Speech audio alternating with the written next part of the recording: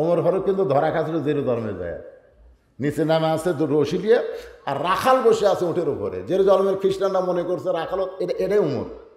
চৌকি আর একজন হামাগুড়ি দিয়ে বলতেছে, আমিরুল মুমিনিন আপনার সরাসরি উঠ থেকে নামতে কষ্ট হবে, চৌকির উপর পা দেন, আমাদের পিঠের উপরে পা দিয়ে আস্তে করে নামেন। রাখাল খালি কান্দে।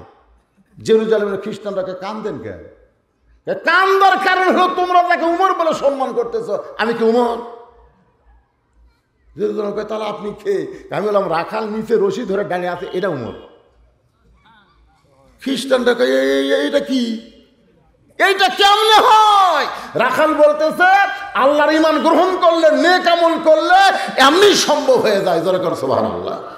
খ্রিস্টানরা বলতেছে তাহলে খামাখা আমরা খ্রিস্টান থাকবো কেন, আমাদের পড়ায় দেন। সঙ্গে সঙ্গে হাজার হাজার খ্রিস্টান মুসলমান হয়ে গেল।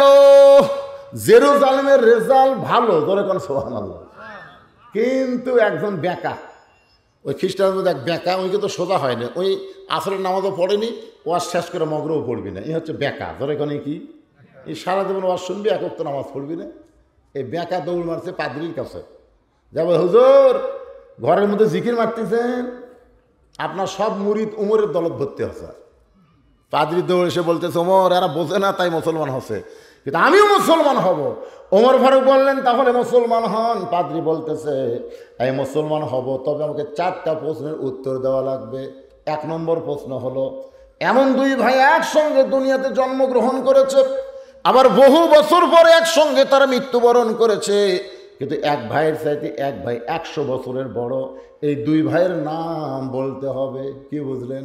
একই সঙ্গে জন্মগ্রহণ করছে, যমজ ভাই, আবার বহু বছর পরে দুই ভাই একসঙ্গে মারা গেল, কিন্তু এক ভাইয়ের চাইতে এক ভাই 100 বছরের বড়। এই দুইটা ভাইয়ের নাম বলতে হবে। আমার 2 নম্বর প্রশ্ন হলো, পৃথিবীর এমন কোন জায়গা সূর্যের আলো একবার পড়েছে কিয়ামত পর্যন্ত আর পড়বে না, ওই জায়গাটার নাম বলতে হবে। ওমর আমার 3 নম্বর প্রশ্ন হলো, পাদ্রী প্রশ্ন করতেছে পৃথিবীর এমন কোন কবর, কবরটাও জীবিত, কবরের মধ্যে লাশটাও জীবিত, কবর এবং লাশের নাম বলতে হবে। আমার 4 নম্বর প্রশ্ন হলো, পৃথিবীর এমন কোন কারাগার, এমন কোন কারাগার যে কারাগারে কয়েদি নিঃশ্বাস নেবার পারে না, এরপরেও জীবিত থাকে। ওমর চোখের পানি বের করে বলে, পাদ্রী রে এমন প্রশ্ন আমি জীবনে শুনি নাই, উত্তর দেবর কেমনে? পাদ্রী বলতেছে উত্তর না দেওয়ার পারলে আমি কিন্তু মুসলমান হলাম না। ওমর ফারুক জেরুজালেম থেকে আসার পরে মদিনায় হযরত আলীর সঙ্গে যখন দেখা হয়, হযরত আলী বলতেছে আমিরুল মুমিনিন জেরুজালেমের খবর কি? বলে হাজার হাজার মুসলমান হলে কি হবে, ওদের আসল ওস্তাদি মুসলমান হয়নি। বলে কেন হয়নি? আমাকে 4টা প্রশ্ন করেছিল, উত্তর দিবার পারেনি। কি প্রশ্ন?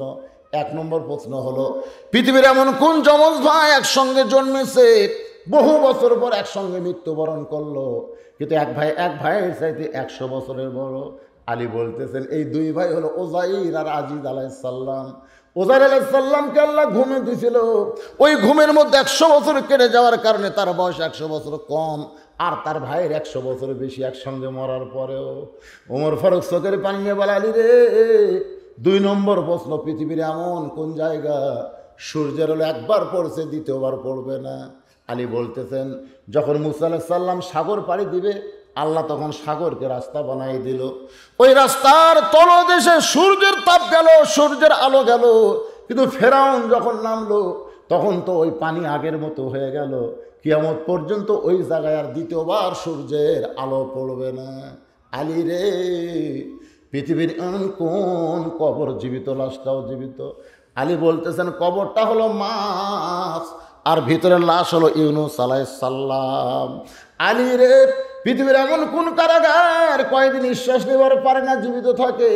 আলী বলতেছেন মায়ের উদরের সন্তান নিঃশ্বাস নেবার পারে না, এরপরও আল্লাহর কুদরতে জীবিত থাকে। ওমর কান্দার বলে, আলী আসলেই তুমি জ্ঞানের সম্রাট। ওমর ফারুক বলতে তুমি জ্ঞানের সম্রাট। আর ফাতেমা কি কয়? ফাতেমা কয় আমি যা জানি পর্দা বিষয় আপনি তা জানেন না। আলী বলতে ঠিক আছে তুমি কি জানো, তুমি কি জানো আমি তোমার কাছে শুনবার চাই। সুবহানাল্লাহ না কেন? ফাতেমা কয় অত গরম হন কেন, জানেন না আমি বলবো আপনি শুনবেন। আলী বসে তাই বলতে ঠিক আছে তুমি বলো আমি শুনবার চাই। ফাতেমা পর্দা বিষয়ে কি জানে এটা কে শুনবি? জ্ঞানের সম্রাট আলী। তাহলে আপনারা শুনবেন না? শুনবেন না? আল্লাহ বললেন ইল্লাল্লাযীনা আমানু ওয়া আমিলুস সালিহাতি ওয়া তাওয়াসাউ বিল হক ওয়া তাওয়াসাউ বিস সবর। ওই সকল মানুষ ক্ষতির মধ্যে পড়বে না যারা চারটা কাজের মধ্যে থাকবে। জোরে কোন কয়টা? এখানে চারটা বিষয় আলোচনা হবে, চার বিষয়। জোরে কোন বিষয় কয়টা? 1 নম্বর ঈমান, 2 নম্বর আমিলুস সলিহাত নেক আমল, 3 নম্বর ওয়াতাওয়াসাউ বিল হক। হক বোঝেন? বাংলাদেশে একজন আলেম ছিল আজিজুল হক, তার বেটা মামুনুল হক। যাদের নামের পিছনে হক, আজিজুল হকও কিন্তু জেলখানার মধ্যে বন্দি আছিল। জোরে কোন কথা ঠিক কিনা? তার পেশাব করার পানি পর্যন্ত দেয়নি, উজু করার পানি দেয়নি। তার বেটা মামুনুল হক ধরা পড়লো বৌলিয়া। সাংবাদিক বলল কাবিন আছে, এখন বলতে থেকে কাবিলটা ঘরে, অথচ শাকিব খান ওর কাছে যাই যাচ্ছে তার পেট মোটা করে দিচ্ছে, এখন পর্যন্ত ধরা পড়েনি। জোরে কোন কথা ঠিক কিনা? আজকে বাংলাদেশে হকের খবর কি? কুল জাল হক অজাহাকাল বাতিল ইন্নাল বাতিলা কানা জাহুক। এই হকের উপরে ওয়াজ হবে। তারপরে শেষ নম্বর পয়েন্ট হলো ওয়াতাওয়াসাউ বিস সবর। বিপদ আপদ মুসিবত ধৈর্যের সাথে মোকাবিলা করা লাগবে। জোরে কোন কথা ঠিক? তাহলে বিষয় কয়টা? 4টা। 1 নম্বর বিষয় হলো ঈমান। ঈমান যদি না থাকে পরের 3টা দিয়ে কোনো কাম হবে না। এজন্য 1 নম্বর লাগবে ঈমান। আল্লাহ এখানে 1 নম্বর কি রাখলেন? ঈমান। ঈমান বোঝেন? ঈমান, এই ঈমান বোঝেন? আসরের নামাজ পড়ে জমির ধান দেখবার গেছে, যা দেখে উপর জমির পানি চলমল করতেছে, নিচে আর জমির পানি নাই। এখন চিন্তা করে কি করি, চারিদিকে তাকায় দেখে কেউ নাই, আস্তে করে জমির আল কাটা দিছে। ওই পানি দিয়ে হাত ধুয়ে আবার খাড়া হয়ে চারিদিকে তাকায় বলে আলহামদুলিল্লাহ কেউ দেখেনি। আপনার কোন তো আসরের নামাজ আছে কিন্তু কি নাই? এই আজকে আমাদের বাংলাদেশে অনেক নামাজেরই ঈমান নেই। হয়তো বলুন কেমনে, আমি বুঝা দিচ্ছি। সাহাবারা প্রশ্ন করলেন এ রাসূলুল্লাহ, ঈমান সম্পর্কে আমরা জানতে চাই। আল্লাহর নবী বললেন ইকরার বিল লিসান তাসদীক বিল জিনান আমল বিল আরকান, এরই নাম হলো ঈমান। কয়টা বিষয় করলাম? 3টা। ইকরার বিল লিসান, খুব খেয়াল করবেন। জবানে বলতে হবে লা ইলাহা ইল্লাল্লাহ। ঝাঁকি দেয় কম, কলেমার ঝাঁকি আছে না নাই? লা ইলাহা ইল্লাল্লাহ, লা ইলাহা ইল্লাল্লাহ। মানে লা ইলাহা এদের সব নাই করে, ইল্লাল্লাহ মানে কলজার মধ্যে আল্লাহ বসাল লাগবে। হ্যাঁ, সবচাইতে উত্তম জিকির, আফজালুল জিকির লা ইলাহা ইল্লাল্লাহ, সবচাইতে উত্তম জিকির। এটা জবানের মধ্যে রাখতে হবে। রাজি আছেন সবাই? জবানের জিকির দিয়ে জান্নাত পাওয়া যাবে না। যদি জান্নাত পাওয়া যাইতো তাহলে 71 সালে আমাদের বাংলাদেশের হিন্দুরা মুসলমানের চাইতে বেশি জিকির করছে। আপনাদের তো বয়স কম, বুঝতে পারতেছেন না। এ মুরব্বী জানে 71 সালে আর্মি করে দেখলে হিন্দুরা বলতো লা ইলাহা ইল্লাল্লাহ, লা ইলাহা ইল্লাল্লাহ, লা ইলাহা ইল্লাল্লাহ। মানে আর্মি দেখলি জিকির শুরু। তো আর্মিরা বলতো বিলকুল ঠিক হয়, ঠিক হয়। আমার এলাকার মুরব্বী হিন্দু আমাকে বলছে বাবা মুসলমানের কলমার দাম আছে রে। আমি বললাম আপনি হিন্দু হয়ে কলমার দাম কেমনে বোঝেন? বলে 71 সালে বুঝেছি, এই কলমা মুখত থাকার কারণে আমরা মরিনি রে। আমি বললাম মুরব্বী শুধু মুখে মুখে কলমা বলার কারণে আর্মির হাত থেকে আপনি বাইসা গেছেন। এই কলেমা যদি কলিজার মধ্যে জায়গা দিবার পারেন তাহলে জাহান্নামের আগুন থেকে আল্লাহ বাঁচায়া দিবে। আপনারা জাহান্নাম থেকে বাঁচবার চান কি চান না? না খালি বাংলাদেশত বাঁচবার চান? জাহান্নাম থেকে বাঁচবার চাইলে তাসদিক বিল জেনান, এই কলিজার মধ্যে ইমানটা সেট করা লাগবে। কলিজার মধ্যে ইমান যখন সেট হবে ওই ব্যক্তি দরকার হলে মরে যাবে কিন্তু বাতিলের সঙ্গে আপোষ করবে। এই না শব্দটা আপনারা জোরে খোলেন না, শোনেন। শূন্যস্থান পূরণ আপনারা করেন, শূন্যস্থান পূরণ দেখবেন শব্দ থাকে, মাঝে মধ্যে ড্যাশ থাকে, ড্যাশের মধ্যে একটা শব্দ বসানো লাগে। আমি মাঝে মধ্যে শূন্যস্থান পূরণের জন্য এক জায়গায় থামবো, পরকার শব্দ আপনাকে বলা লাগবে। কলিজার মধ্যে যারা ইমানের জায়গা দিয়েছে, দরকার হলে তারা মারা যাবে, কিন্তু বাতিলের সঙ্গে আপোষ করবে না। কারণ তাদের কাছে জীবনের চাইতে ইমানের দাম বেশি। এখন আপনারা সত্যি করে বলেন তো, জীবন বাঁচান ফরজ না ইমান বাঁচান ফরজ? এ কোন দেশত বলতেছেন? এই ছোট বোঝে না তো? বর্তমান ফেরাউনের দেশে জীবন বাঁচান ফরজ না ইমান বাঁচান ফরজ? মসজিদের উন্নয়ন কল্পে মাহফিল। মসজিদ কি? আল্লাহর ঘর। আর বাংলাদেশ কার? এটা তো ফেরাউনের কথা হলো। এই সাইডে যা দেখতেছেন এগুলো সবই আমার, পিছন দিকে আমার সব ভাইয়ের, আমার সব চাচাকেরে। তো সবই যদি তোমাকে হয় আল্লাহর খুন্ডে, আল্লাহটা দেখতে গেলে 2 মিনিট হাঁটা লাগবে হুজুর। 2 মিনিট হাঁটা আল্লাহর কাছে, মসজিদের কাছে গিয়ে বলতেছে, হুজুর আমাকে রবি বাড়ি আল্লাহর কিছুই ছিল না, এই রবি বাড়ি আল্লাহর কিছুই ছিল না, আমার চাচা দয়া করে আল্লাহ 10 শতক দান করছে, আর আমরা টাকা দিয়া এই আল্লাহর ঘর বানা দিছি। ফেরেশতা বলতেছে, আল্লাহ এই দেশের নাম কি? যেই দেশে তোমার কিছুই নাই, ওর চাচা জায়গা দিলে তোমার জায়গা হয়, ওরা টাকা দিয়ে ঘর বানা দেয়, এই দেশের নাম কি? আল্লাহ বলতেছে, ওটাই হলো ফেরাউনের বাংলাদেশ। ওই দেশে আমি আল্লাহর চাইতে গরিব কেউ নেই। চিন্তা করে দেখছেন? তাসদিক বিল জেনান, খুব খেয়াল করেন। মুখে কলমা কয়, এটা কোনো ফ্যাক্টর হলো কেন? কিন্তু কলেমাকে কলিজার মধ্যে জায়গা দেওয়া।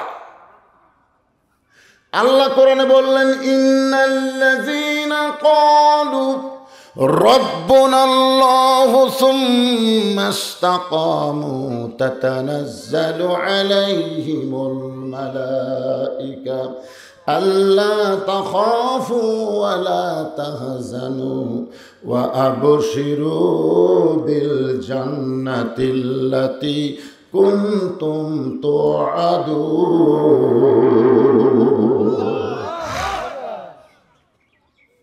নিশ্চয় যারা আল্লাহকে রব বলে স্বীকার করে, এর প্রতি যারা অটল থাকবে, অটল বোঝেন, অটল। পরীক্ষা শুরু হয়ে গেছে বাংলাদেশের মুসলমান। আমাকে একজন বলে, হুজুর আমি সারাদিন ঘুরি, সারা রাত ঘুম পাড়ি, আমার কোনো টেনশন নাই, ওই জীবনেও পরীক্ষায় দেওয়াই লাগবে না, কারণ ভর্তি হয়নি। যাই বলতেছে, আমি সারাদিন ঘুরি, সারা রাত ঘুম পাড়ি, আমার কোনো টেনশনই নেই, বুঝবেন ওই এখনো ইসলামী ভার্সিটির ভর্তি হয়নি, ওর আমার পরীক্ষা কিরে। কিন্তু যারা ইমানের টিকিট নিয়ে মুসলমান ভার্সিটির মধ্যে ভর্তি হয়ে গেছে, তাদেরই পরীক্ষা হবে। জোরে কোন কথা ঠিক কিনা? পরীক্ষা শুরু হয়ে গেছে। তাসদিক বিল জানানের অর্থ হলো, দরকার হলো জীবন দেব, কিন্তু এক মুহূর্তের জন্য আমরা ঈমান ছাড়ব না। আমাদের কাছে জীবন বাঁচান ফরজ নয়, আমাদের কাছে ঈমান বাঁচান হলো ফরজ। কি বাঁচান ফরজ? আমি যত চেষ্টা করি, আমি কি জীবন বাঁচাতে পারবো? খুব চেষ্টা করে দেখেন তো, খুব চেষ্টা করে। একজন ইমানদারকে কেউ উকিল বলতেছে, দেখেন ইমান কাক কয়। ইমানদারকে উকিল বলতেছে যে আপনার তো ফাঁসি কার্যকর হবে, আপনি যদি বাঁচবার চান তাহলে রাষ্ট্রপতির কাছে দরখাস্ত লেখেন, রাষ্ট্রপতি যদি দয়া করে আপনার ফাঁসির দণ্ড মওকুফ করে, তাহলে আপনার আর কোনো টেনশন নাই। আপনার বলেন তো, ফাঁসি আগে না মরা আগে? আজকে বাংলাদেশে মানুষ কিন্তু ফাঁসি নিয়ে টেনশন করে, মরা নিয়ে কিন্তু টেনশন করে না। জোরে কোন কথা ঠিক কিনা? প্রত্যেক লোক চাষটালে গল্প করতেছে, অমুকের ফাঁসি হলো, অমুকের ফাঁসি হলো, অমুকের হয়তো হবে রে, কিন্তু এই শালা যে মরবি এর একটা বারও খেয়াল নেই। খুব খেয়াল করে দেখেন, আজকে ফাঁসি নিয়ে টেনশন বেশি না কম? তো উকিল বলতে দেখে রাষ্ট্রপতির কাছে দরখাস্ত লেখেন, রাষ্ট্রপতি দয়া করে যদি আপনার দণ্ড মওকুফ করে, তাহলে আপনার আর কোনো টেনশন নেই। সঙ্গে সঙ্গে ইমানদার বলতেছে, রে উকিল, আমি আমার জীবনে 3 জন রাষ্ট্রপতিকে ক্ষমতায় থাকা অবস্থায় মরা দেখছি। ইমানদার বলতেছে আমি আমার জীবনে 3টা রাষ্ট্রপতিকে ক্ষমতায় থাকা অবস্থায় মরা দেখছি। ক্ষমতায় থাকা অবস্থায় মরছে। একটা হলো বঙ্গবন্ধু শেখ মুজিবুর, কথা কয় না। 2 নম্বর হলো জিয়াউর রহমান, 3 নম্বর হলো জিল্লুর রহমান। এই 3টা রহমান ক্ষমতার চেয়ারে বসে থাকা অবস্থায় মারা গেছে। তাহলে যে রাষ্ট্রপতি ক্ষমতায় থাকতে মরে তার কাছে বাঁচার দরখাস্ত লেখা যাবে না। যারা বেঈমান হবে তারাই দরখাস্ত লিখবে, কিন্তু ইমানদার লিখবে না। ইমান কাক কয়? মুখে মুখে, মুখে মুখে তারা ইমানদার কাজ, জীবন বাঁচান ফরজ। আর কলিজার মধ্যে যারা ইমানকে জায়গা দিছে তাদের জীবন বাঁচান ফরজ না, তাদের ইমান বাঁচান ফরজ। আমি যতই চেষ্টা করি আমার জীবন আমি বাঁচাবার পারবো না, তবে আমি চেষ্টা করলে আমার ইমান আমি বাঁচাবার পারবো ইনশাআল্লাহ। 3 নম্বর হলো আমল বিলার কান, আমলের মাধ্যমে প্রকাশ করা লাগবে। 1 নম্বর জবানে বলতে হবে, কলিজায় জায়গা দেওয়া লাগবে। 3 নম্বর আমলের মাধ্যমে প্রকাশ করা লাগবে। ওয়া আমিলুস সলিহাত। সূরা আসরের 2 নম্বর পয়েন্ট কি? ওয়া আমিলুস সলিহাত। কি আমল? সলেহ, নেক আমল করতে হবে। এই নেক আমল, যত আমল রয়েছে ইমানের পরে, আপনারা বলেন তো 1 নম্বর নেক আমলের নাম কি? আপনার মনে কেউ জানেন না নাকি? বলতেছেন না কেন? মসজিদের উন্নয়ন করবেন, মাহফিল করবেন, দোতলা করবেন না 3 তলা করবেন? এত মুসল্লির ভিড়, হুজুর 1 তলা তার হচ্ছে না, 2 তলা করা লাগবে। মাশাআল্লাহ, সুবহানাল্লাহ, 2 তলা! এত মুসল্লি তো ফজরের খবর কি? ফজরে তো খালি ঘুরে তুলে ছাড়া আসে না। জোহরের খবর কি? বলে কাজ কামের দিন। আসরের খবর কি? হাট বাজারে গেছে। মাগরিবের খবর কি? 1 কাতার হসে। এশার খবর কি? বলে ফজরের মতো। তাহলে মসজিদের মধ্যে কয় কাতার? বলে 9 কাতার হুজুর। এখন পর্যন্ত 1 কাতারই মুসল্লির খবর দিবার পারলা না, তাহলে 2 তালা কেন করবা? 1 কাতারির খবর দিবার পারলা না তো 2 তালা করবা কেন? কয় ওই যে জুমার দিনে সবার শেষে আগে যায়, এই শালাকের জন্য 2 তালা করা লাগতেছে। আজকে শুনে নেন, এরা কিন্তু মুসল্লি না, এরা হলো শালা। যেরকম এরা কি? আপনার ভাষায় হলো শালা। বইয়ের ছোট ভাইকে আমরা শালা কই, কথা ঠিক কিনা? শালা কিন্তু গাল না, খুব মহব্বতের জিনিস। আমি অনেক সময় বলতাম, আল্লাহ আমাকে একটা দুলা ভাই দেও নিকে। আমার দুলা ভাই হলে আমি শালা হতাম। শালা হলো অনেক কিছু দুলা ভাইটা খোলা যায়, জোরে কোন কথা ঠিক কিনা? আপনারা মন খারাপ করেন না, যেহেতু শালা হলো, শালা ভালো জিনিস তো। কিন্তু আল্লাহ বলেছেন, ফাওয়াইলুল লিল মুসাল্লিন আল্লাযীনা হুম আন সালাতিহিম সাহুন আল্লাযীনা হুম ইরাউন ওয়া ইয়ামনাউনাল মাউন। জুমার দিনে সবার শেষে আগে যায়। এই সমস্ত মুসল্লিকে আল্লাহ জান্নাত দিল। আল্লাহ যদি হাসরের ময়দানে বলে, যারা জুমার দিনে আমার মসজিদে এসে নামাজ পড়ছো, 5 ওয়াক্ত পড়নি, তাদেরকে আমি জান্নাত দিলাম, যাও। তখন তো খুশি হয়ে ওরা জান্নাতের দৌড় মারবে। যাই দেখবে জান্নাতের দরজাতে একটা বিশাল তালা। তো জুম্মা পার্টি বলবে, আল্লাহ আপনি হকরে জান্নাত দিলেন, তো জান্নাতের দরজার যে তালা আছে, আল্লাহ কয় চাবি তোদের কাছে আছে, খুঁজে দেখ। সবাই হাতায় হতে একটা চাবি পাবে। সেই চাবিটা তালার মধ্যে ঢুকবি ঠিকই, কিন্তু তালা খুলবি না। ঢুকিছে কিন্তু ঘোরে না। তো বলে আল্লাহ ঢুকলো তো, কিন্তু ঘোরে না কেন? আল্লাহ বলবে, দেখ 5টা দাগ আছে, 5টা দাগ আছে চাবির মধ্যে। একটা হলো ফজর, একটা হলো জোহর, একটা আসর, একটা মাগরিব আর এশা। কই আমার চাবির তো এই দাগ নেই। তা আল্লাহ কয়, তাহলে জান্নাত দেখে ফেরত নাই, তোর ঢোকা হলো না। আর সালাতু মিফতাহুল জান্নাহ, নামাজ হচ্ছে বেহেশতের চাবি, জোরে কোন সুবহানাল্লাহ। তো তাহলে যারা 5 ওয়াক্ত বাদ দেখালে জুম্মা মারতেছেন, আপনারা জান্নাত দেখবেন ঠিকই, কিন্তু ঢুকতে পারবেন না। এই জন্য নেক আমলের 1 নম্বর হলো নামাজ। যে নামাজ সম্পর্কে মহিলাদের ওয়াজ আসতেছে রে ভাই, টাইম ঘড়ি আমার কাছে নাই, কোনো টেনশন করা লাগবে না। এই স্টার জলসা দেখা মেয়ে মানুষও আসে না, কি হবে? তারপরও তো ওয়াজ আছে নাই? আছে, মেয়েদেরও ওয়াজ আছে।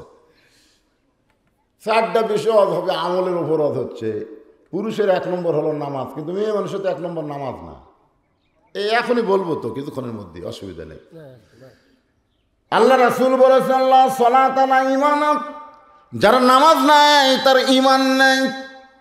আমি যখন বলবো যার নামাজ নাই, আপনারা বলবেন তার ঈমান নাই, বলতে পারবেন না? যার নামাজ নাই তার কি নাই? এটা কোন নামাজ? জুম্মার নামাজ 5 ওয়াক্ত, মাশাআল্লাহ। লা সালাত আলা দীন, যার নামাজ নাই তার কোনো ধর্মই নাই। বাইনাল আবদি ওয়াল কুফরি তরকুস সালাত, বান্দার কাফের মধ্যে পৃথক করার জিনিসটার নামই হলো নামাজ। যারা নামাজ পড়বে তারা হবে আল্লাহর বান্দা।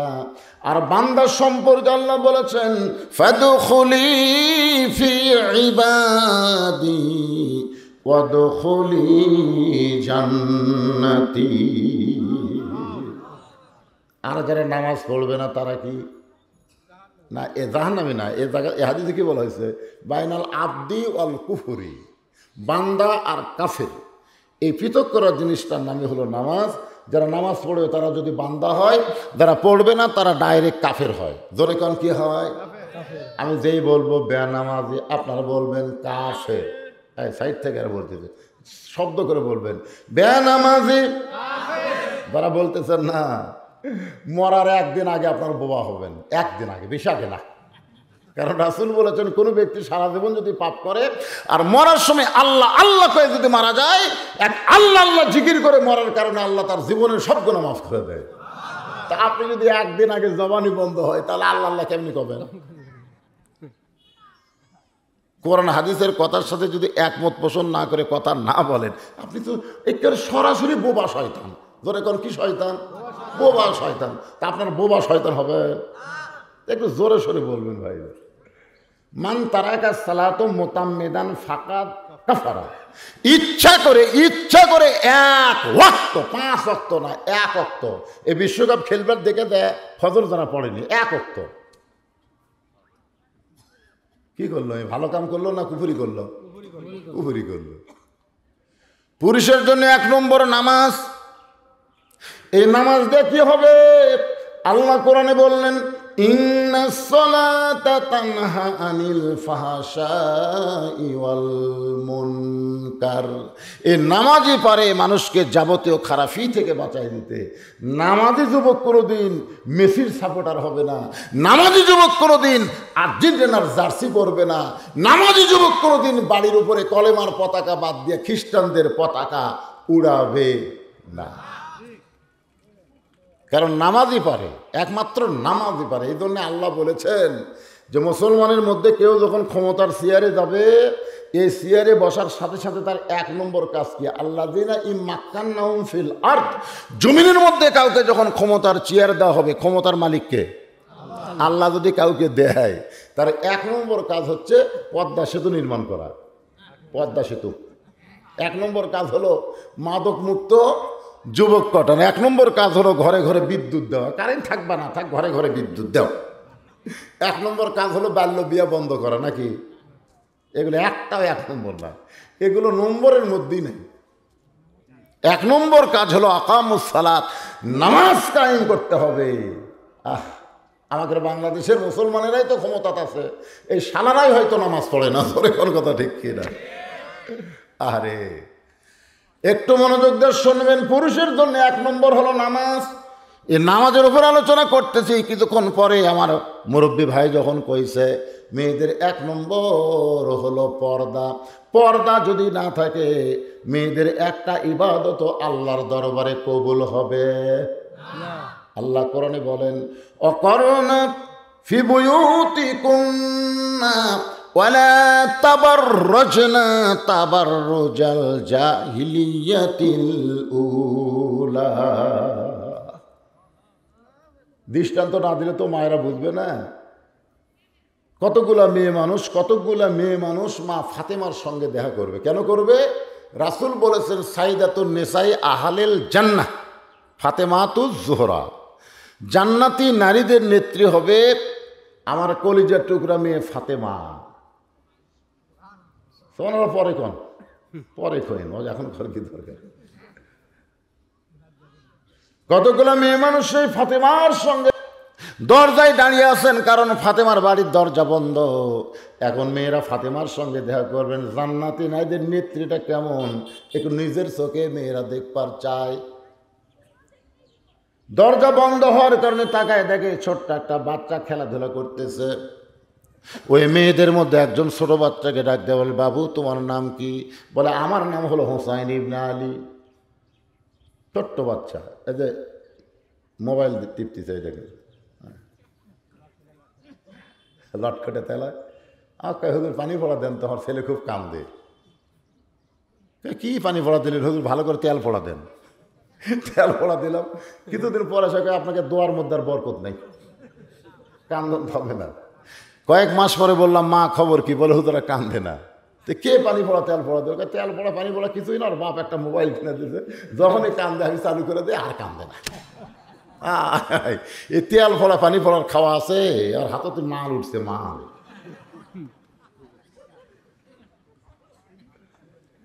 ছোট্ট একটা বাচ্চা হোসাইন, মেয়ে ডাকতেছে বাবু তোমার নাম কি? আমার নাম হোসাইন ইবনে আলী।